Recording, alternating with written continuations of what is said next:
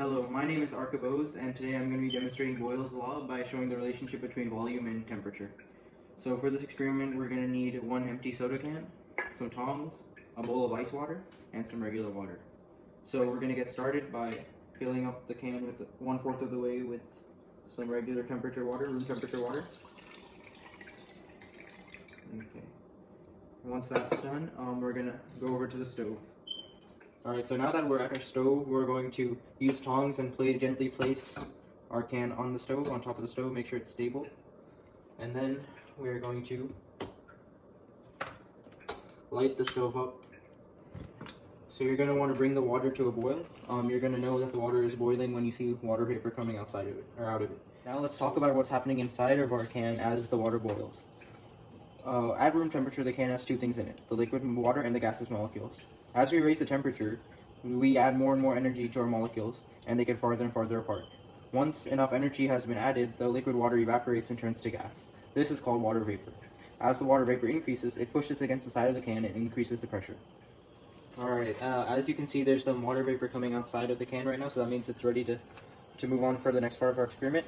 So using tongs and wearing some safety gloves, we're going to pick up the can, we're going to bring it over the ice water, we're going to flip and invert.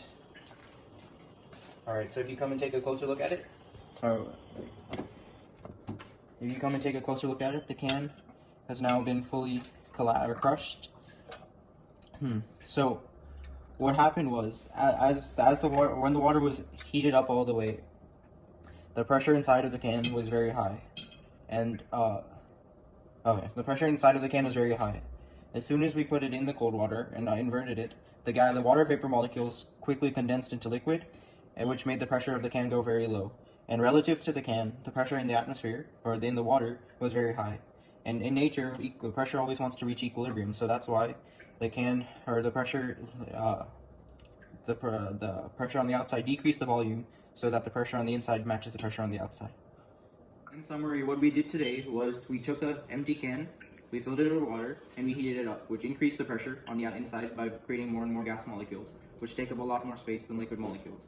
And then we inverted it and we put it into cold water, which instantly turned those gas molecules into liquid molecules, which take up a lot less space.